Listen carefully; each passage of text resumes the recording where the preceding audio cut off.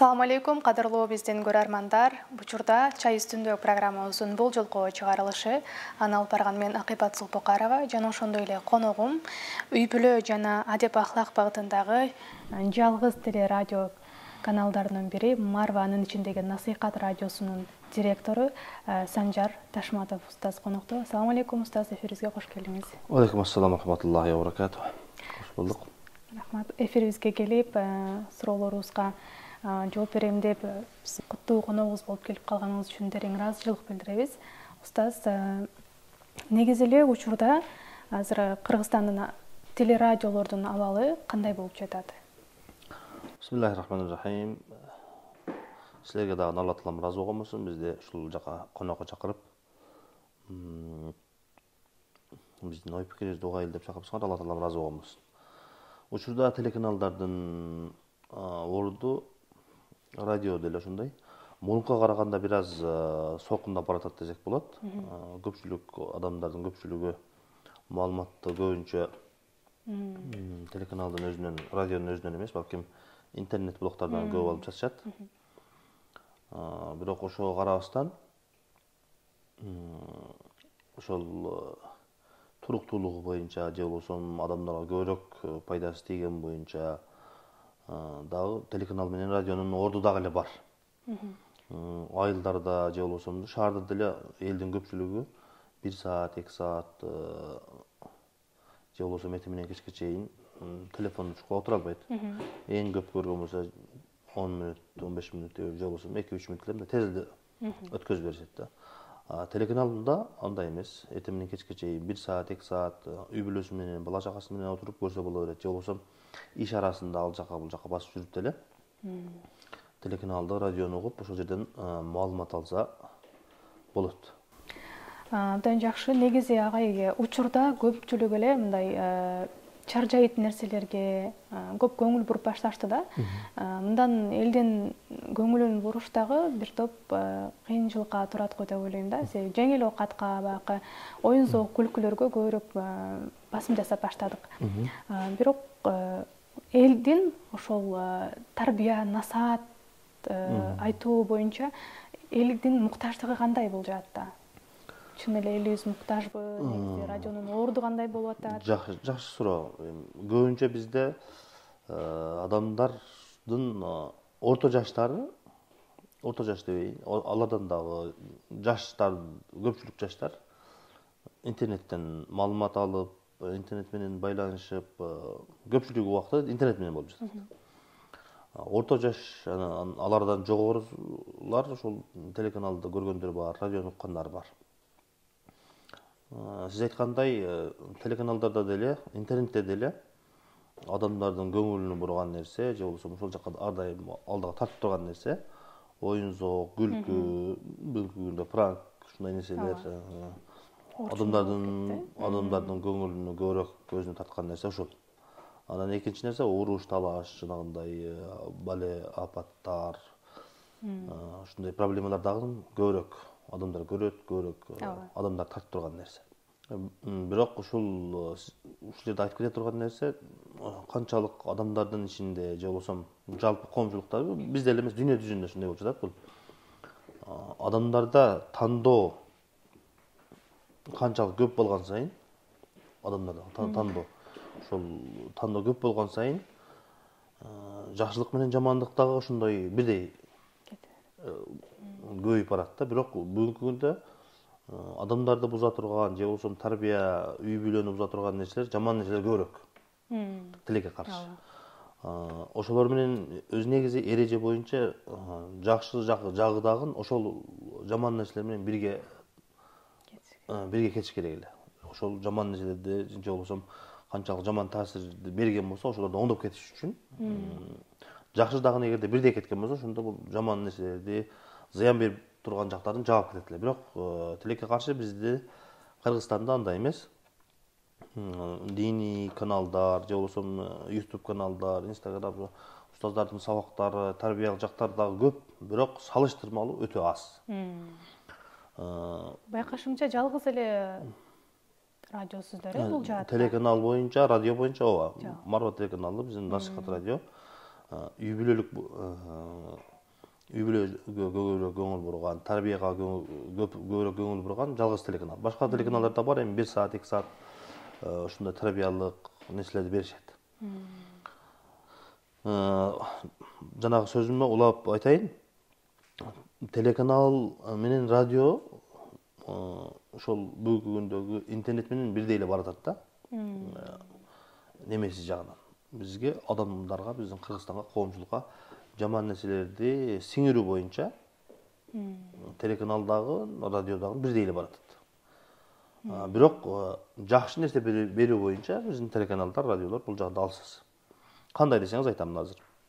Көптөгөн телеканалда, радиолордо ыр, маданият деп ошол жарым жаңылык чечинген сериалдар, сырттан каржыланган проекттердин бардыгы телеканалдарда, радиолордо иштеп жатат. Берилип жатат. Үй бүлөнү бузуу боюнча, жаштарды бузуу боюнча, мамлекетке каршы тарбиялаган, келечекке каршы тарбиялаган, биздин өзүбүздүн урпагыбызды улап кетүүгө, Кыргызстандын келечегине балта чаба турган көптөгөн проекттер бардыгы иштеп жатат да. Жакшы жактарыбыз, ушуларга туруштук бере турган жакшы жактарыбыз алсыз.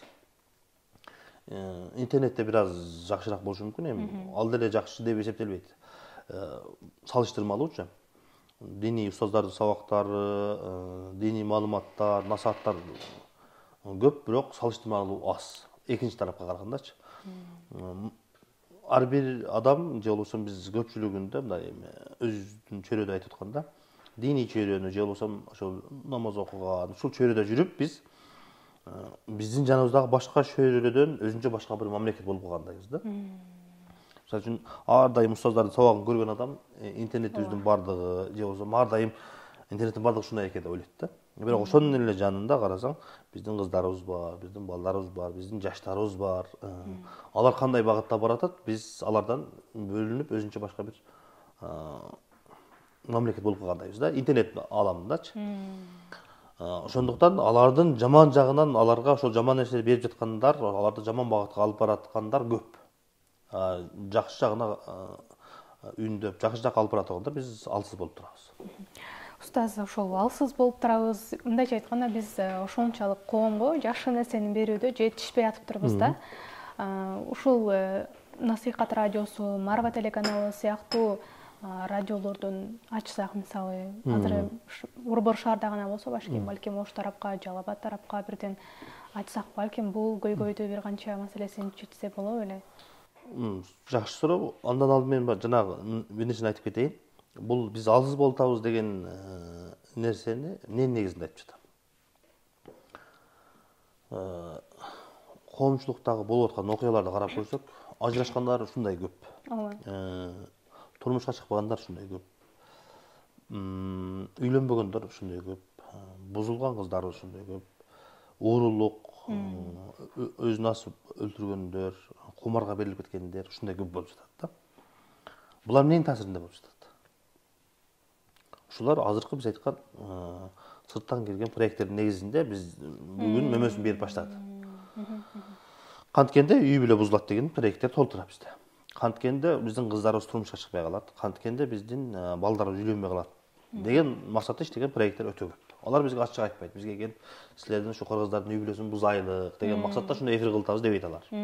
Жашыруу. Ооба, алар жакшы нерсе менен айтат, жакшы темада айтышат. Жакшы кийим кийгизип, жакшы биз аялдын кадыр баркын көтөрүшүбүз керек дейт. Аялдын укугун коргошубуз керек дейт. Аял менен эркек бирге немеси даражасы бирдей болуш керек, тең укуктуу болуш керек дейт. Ошондой нерселер менен биздин коомчулугубузга кирип, анан натыйжасы бүгүнкү күндө ушундай болуп жатат да. Жанагы бузулгандардын көп болгондугу. Бир айтат, бир эжекелердин бирөөсү. Сырттан коноктор келип калыптыр. Сырттан коноктор келип, аларды сыйлап, анан ошол эжеке конокторду мен силерди сыйлайын, дагы бир башка жерге алып барайын, чайга алып барайын, ал жака бул жака алып барайын десе, эжеке коюңуз, биз ушул эле сыйлаганыңыз жетиштүү. Биз Кыргызстанды билебиз, көп жерлерге барып жүрөбүз деп башка жака чакырса көнбөптүр. Анан кандай, качан келдиңер десе, биз ар дайым эле келип жүрөбүз. Алар бай адамдар экен да, бизнесмендер. Деп анан ошол сөздөн сөз чыгып, Кыргызстандагы окуяларды айтып калышты. Байлар билет экен, биз кээ бир жерлерге барсак ушундай кыздар көп. канча миң кийин кыздар Кытайга, Түркияга, ушундай мамлекеттерге кадимгидей сатылып кеткендер, ушундай кеткендер көп деп таң калтырды дейт. Эжеке таң калтырды. Мен Кыргызстанда туруп ушул нерсени кандай билбеймин деп өзүм таң калдым дейт. Мен жакында эле Түркияга бардым. Түркияга барып, ошол жерде жашаган бир түрк досу менен байланышып, ошонун үйүнө конокко бардык. Конокко барсак, ал дагы ошондой дейт. Түркияда көптөгөн кыздар бар, Кыргызстандан келген кыздар, иштеген кыздар бар дейт. Көпчүлүгүн карасаң дейт, ошол жерде түрктөргө, көбүнчө күрттөргө тийип алган дейт. Өзү бизнесмен, бир иши бар, же болбосо бир жерде иштейт, бир баласы, эки баласы бар, же ошолор менен жүргөн өтө көп учурашты. Мен көргөндөрдүн көпчүлүгү ушундай багытта жүрүшөт деп, ошол бизди конок кылган досубуз ушундай деп айтып жатат да. Ал орус тилди билет экен, көптөгөн кыздар ушундай дейт Түркияда. Бул ушул нерселер эмненин натыйжасында келип чыкты? Биз айткан жанагы көп жылдык проекттерди иштеп чыгып, ошолордун мөмөсүн берип жаткан убагы азыр. Биз эми сиз айткандай ошолорго туруштук бериш үчүн эмне кылышыбыз керек? Бир эле биз ошол башка аймактарга ачуу менен эле бул чечилип кала турган маселе эмес. Өзү негизи мамлекеттик деңгээлде ушул маселелерге көңүл каралыш керек. Биздин келечек муун кайсыл жака бара жатат? Эл эмнени угуп атат? Эл кайсыл жака баратат? Эмнеге сугарылып жатат? Эртеге биздин келечегибиз кандай болот? Бүгүнкү күндө биздин жаштарыбызга кимдер эмнени берип жатат деген нерсеге көңүл буруш керек. Мен оюмча эми алдын ала ушулар оңдолсо керек деп ойлойм. Дагы бир нерсе айтып кете турган нерсе, телеканалда, көпчүлүк телеканалдарда мурункудай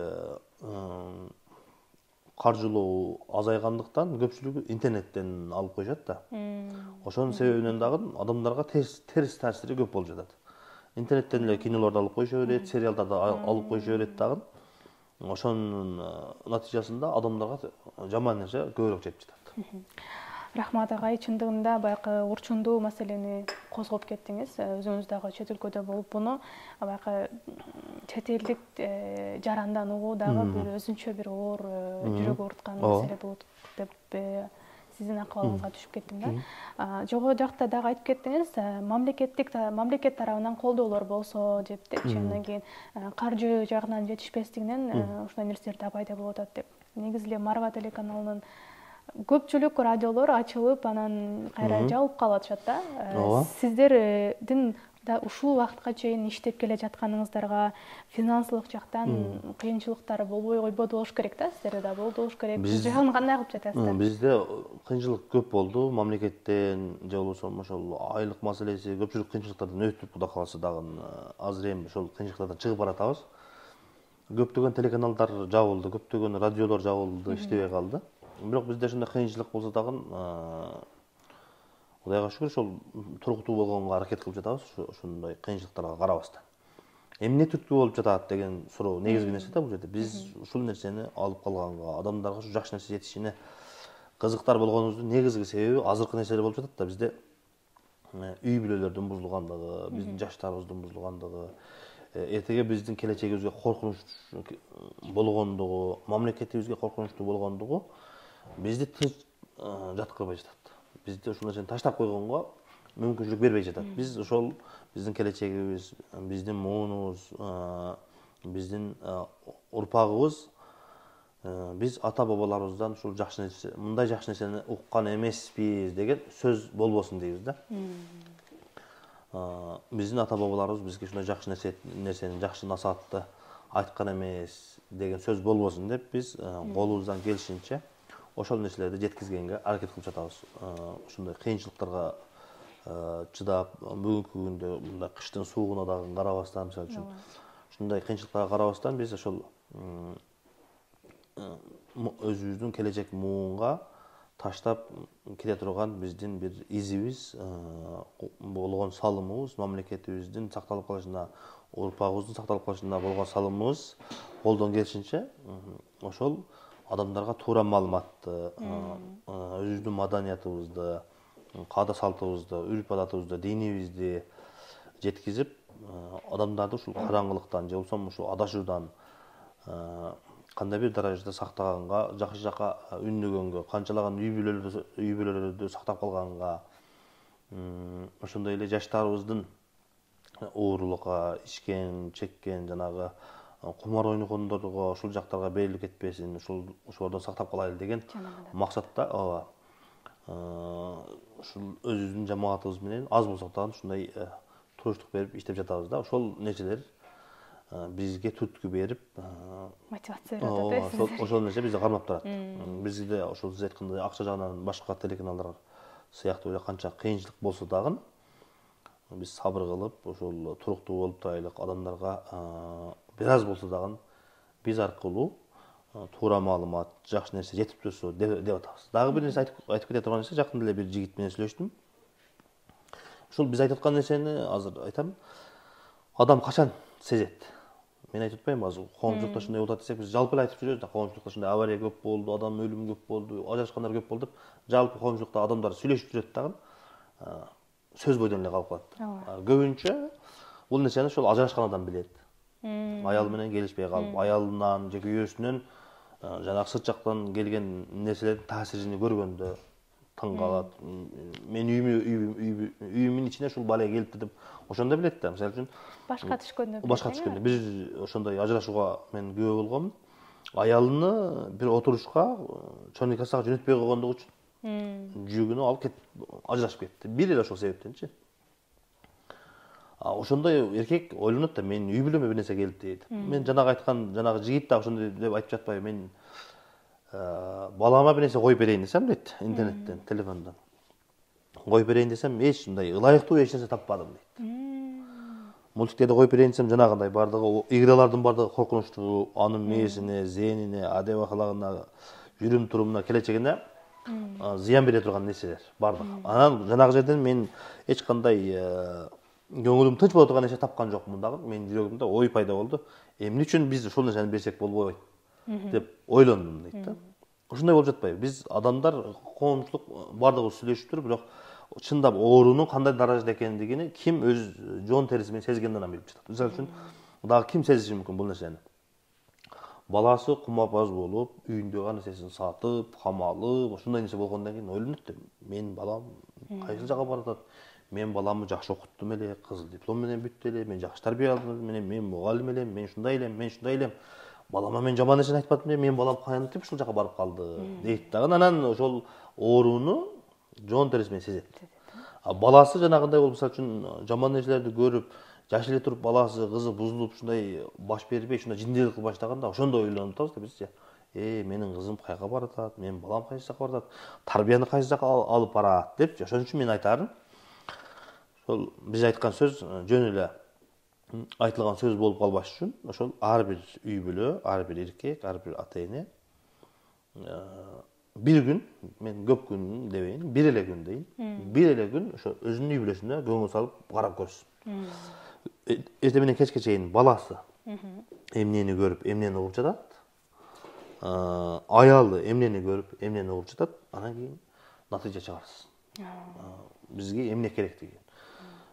Өз негизи мурун сырттан же болбосо ар ким жардам берип ушундай алдага жылып турганда, бүгүнкү күндө бирок андай эмес, өзүбүздүн эле ушул Өзбек ажы ошондой өз жардам кылып, ушундай кылып ишибиз алдыга жылып жатат да. Ошон үчүн айтарым, эгерде кимдин колунан келген болсо, бизге көмөктөшсө, биз ар дайым биздин эшигибиз ачык. Биздин негизги максатыбыз ушул. Бизди ар дайым ишке алдыга түртүп турган нерсе ошол. Биздин мамлекетибизде жанагындай коркунучтуу нерселер болбосун, оорулук, бузулган үй бүлөлөр, жетимдер ушундай болбосун дейбиз. Ата-энелер жолдо калбасын дейбиз. Балдар жетим болуп калбасын, ажырашуулар аз болсун дейбиз. Мамлекетибиздин келечеги ачык болсун, туруктуу болсун, жаштарыбыз жакшы болсун деген максатта. Анан дагы бир өзгөчө белгилеп айта турган нерсе, биздин Кудайга шүгүр телеканалдын, радионун тарыхы 20 жылга жакындап калды. Биздин негизги максат бул жерде мамлекеттин ичинде дагы адамдардын менен бири-бирине уруштуруу эмес, жамааттардын ичинде бири-бири менен келишпестик алып бара турган нерселерде эч кандай биз ал нерсеге жол бербейбиз, ал нерсени каалабайбыз дагы. Адамдардын арасында, жамааттардын арасында уруш, талаш, бири-бирине жаман сөз айткан нерселерди эч кандай колдобойбуз жана андай нерсени чыгарбайбыз дагы да. Ошондуктан бизди ар дайым алдыга түртүп турган нерсе ошол. Биздин өзүбүздүн келечегибиз коркунучтуу болуп калбасын, караңгы болуп калбасын деп, ошол азыркы биз айткан коомчулуктагы көйгөйлөрдү жоон терибиз менен сезип, анан ушул нерсени оңдогонго аракет кылып жатабыз да. Чоң рахмат устаз, ошол кылып жаткан иштериңиздердин сообун Аллах таала берсин. Жана да мындан ары дагы көрөрмандарыңыздар көбөйүп, угармандар көбөйүп, жаштар ушул сиздердин берип аткан нерселериңизден пайдаларды алып, жакшы жактарга үндөсүн деген жакшы тилекти айталык. Ошондо жана айтып кеттиңиз да, Марва телеканалынын негизги максаты ошол мамлекетке дагы салым кошуу депчи. Эми бул деген кыргыздын ар бир жаранынын мойнундагы парзы деп да айтсак, ар бир адам мамлекетке салым кошушу керек. Бирок мындай чоң радио болгондон кийин, элге, коомчулукка жардам берип аткандан кийин, мамлекет тараптан эч кандай колдоо болбойбу? Мамлекеттен колдоо болот бизге. Эми акча мындай жардам бербесе дагы бизде ушул туруктуу иштеп турганыбызга, элге туура маалыматты жеткизип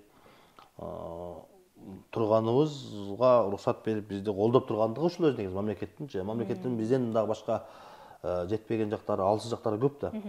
Бизге өзүбүзгө жардам бербесе дагы биздин ой максатыбыз, тилегибиз ошол мамлекетибиздин келечеги үчүн ушу маданий жагына дагы өзгөчө бир салым болсо мамлекетибиз тараптан дагы деп ниет кылабыз да бизчи.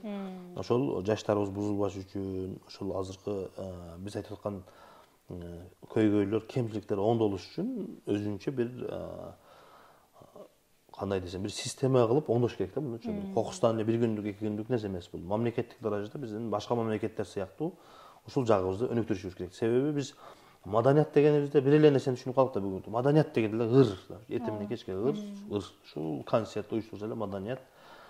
Анан маданият бир эле ал нерсе эмес да. Маданият биздин адеп аклагыбыз бар ал жерде, биздин жүрүм турумубуз бар, каада салтыбыз бар, биздин келечегибиз бар, үй бүлөлүк системабыз бар биздин. Ошонун баардыгы биздин маданиятыбыз. Бирок тилекке каршы ошол нерселер биз каалагандай болбой жатат. Чоң рахмат устаз.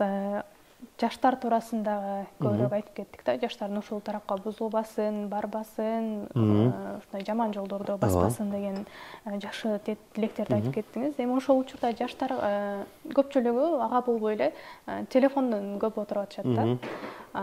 Жаштарга, атайын жаштарга ылайыкташтырып кандайдыр программаларды иликпи, же болбосо жана сиз айткандай, балам кичинекей бала бир нерсени көрөйүн десе, эч нерсе жок деп калдыңыз да. Же ошол кичинекей балдар үчүн бир программаларды деги эле алдыдагы пландарыңыздар тууралуу айтып кетсеңиз.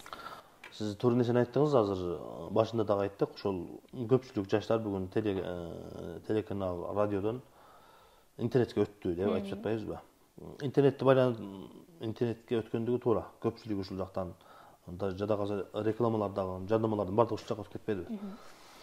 Бирок ошондой болсо дагы телеканалдын орду, радионун орду дагы эле бар. Айыл жергесинде, шаарда деле мындай туруктуу ар дайым көрүп турганда телеканалды, унаада, маршруткаларда дайым эле угушат. Бирок биздин азыр кийинки, Кудай кааласа, ушул биз азыр кыйынчылыктан чыгып баратабыз. Жанагы оорудан кийин, оору убакта бир аз кыйынчылык болуп, карыздарыбыз болгон мамлекеттен. Ошол карыздарыбыз кутулуп, эми жолго түшсө, Кудай кааласа, ушул сиз айткан ушул багытты дагы жолго салабыз деп турабыз. Интернет багытында дагы, ушул соц тармактарда дагы чындыгында ошол жакта биздин ордубуз бар, боштук бар. Биздин ал жактагы үй армандарыбыз, бизди көрүүчүлөрүбүз, бизди колдогон адамдар ал жакта өтө көп. Ар дайым алар бизди издеп, ар дайым издеп турушат. Качан кайрадан чыгасыңар, качан кайрадан силерди көрөбүз деп. Кудай буйруса, ушу жакынкы күндөрдө ушул багытта дагы жакшы иштерди алып барабыз деп турабыз. Бүгүнкү күндө биз Ош, Жалал Абад, Бишкек, Чүйдө телеканалдагы, радиодо иштеп атат өзү негизи. Деги эле Кыргызстандын жалпы аймагында тартат, бул? Негизи ошондой да. Башка айылдарда дагы, башка региондордун баарында тартат эле, бирок азыр ошол мына оорудан кийин бизде аз маз көйгөйлөр пайда болуп, азыр убактылуу радиобуз ушул Чүйдө, бирок телеканал, ошо РТВ телеканал аркылуу Ош жаллабат, чүйдө тартып жатат. Ооба. Ошондой эле YouTube каналыңыздар дагы. Ооба, YouTube'дан дагы көрсө болот. Ооба. Интернеттен. Негизи эле ошол үй бүлө, адеп ахлак жаатындагы башында эле айтып кеттик, тарбия жаатындагы алып барып жаткан жалгыз бирден бир радио. Алып барып жаткан иштериңиздерден Аллах таалам албан ийгиликтерди берсин. Амин. Жана ошондой эле үй бүлө маселесинде дагы көптөгөн нерселерди козгоп айтып кеттиңиз да. Ошол эфирибизге келип, биздин радио тууралуу дагы, үй бүлө тууралуу дагы кенен маалымат берип кеткениңиз үчүн сизге терең ыраазычылык билдиребиз. Жаштарга же болбосо угармандарга айта турган сөзүңүз болсо, устаз, айтып калсаңыз. Жаштарга айта турган сөзүбүз, биз өзүбүздүн келечегибизге жакшы көз салып, көз чаптырып, ошого карап биз кадам ташташыбыз керек. Бүгүнкү күндө ар бир акыл эстүү жаш жигиттерибиз, кыздарыбыз билип турушат деп ойлоймун. Биздин келечегибизге кандай коркунучтар турат, биздин кыргыздын урпагы уланып кетүүсүнө, кыргыз мамлекеттүүлүгү алдыга кетүүсүнө кандай коркунучтар болуп жатат. Биздин динибиз сакталып калышына кандай коркунучтар болуп жатат. Ошондуктан биздин жаштарга айтарым, биздин келечектеги максатыбыз чоң, элибизге, жерибизге кызмат кыла турган, салым кошо турган нерселерибиз алдыда көп. Ошондуктан биз максатыбызды көздөй, ар бирибиз элибизге, жерибизге, динибизге, мамлекетибизге салым кошконго аракет кылайык деп айтат элем. Чоң рахмат, устаз. Буйруса, Аллах таалам бул баягы эл үчүн, мекен үчүн, дин үчүн кылаткан кызматыбыздын албетте бир күн акыбетін кайтарат деген ишеничтебиз. Анда эмесе биздин чай үстүндө программабыздын көрөрмандары сиздер менен кийинки жумадан көрүшкөнчө сак саламатта туруңуздар. Ассаламу алейкум рахматуллахи ва баракатух.